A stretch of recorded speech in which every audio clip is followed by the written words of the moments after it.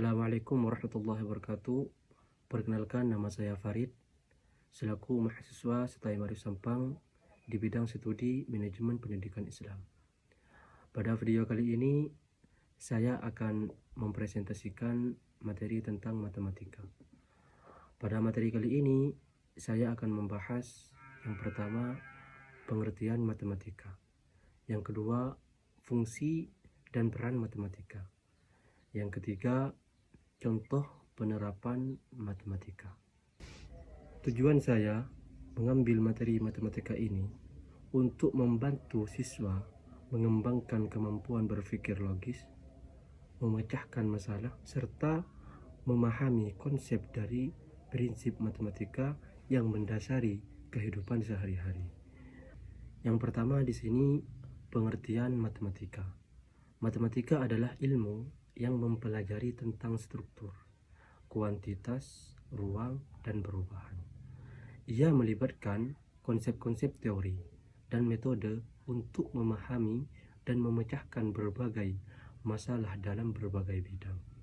Matematika sering disebut sebagai bahasa universal dalam pemikiran, logis, dan penelitian.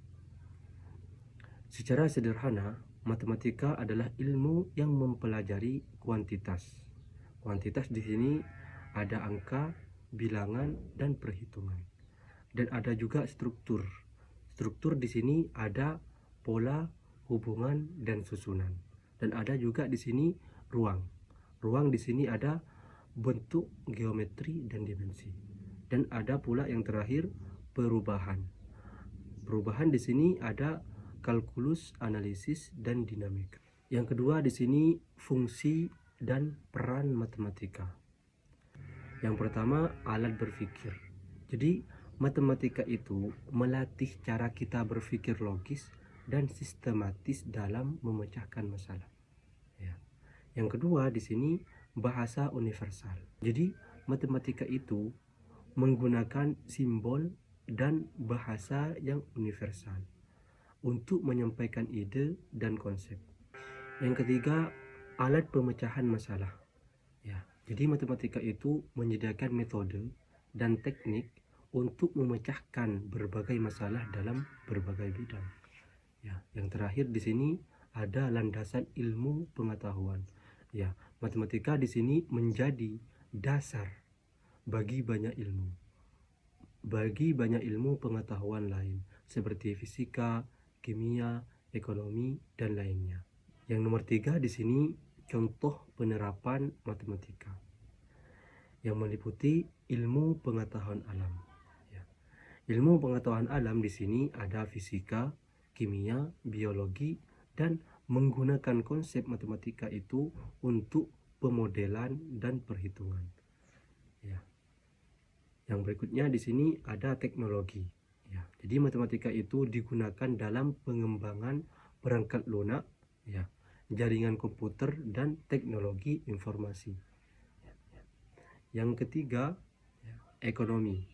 Ya, matematika di sini digunakan dalam analisis keuangan, perhitungan investasi, dan peramalan ekonomi.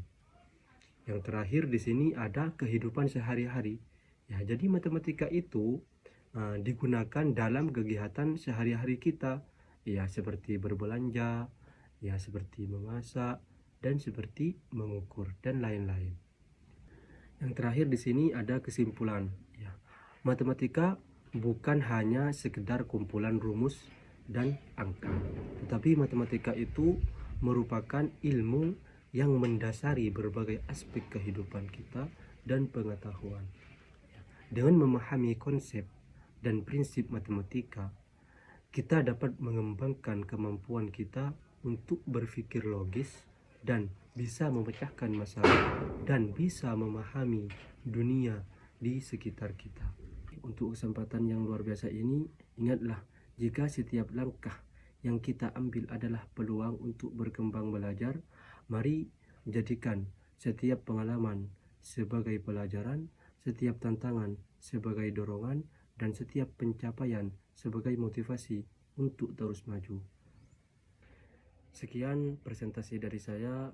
Mohon maaf apabila banyak kekurangan. dan kesalahan kata, karena kesempurnaan hanya milik Allah semata. Wassalamualaikum warahmatullahi wabarakatuh.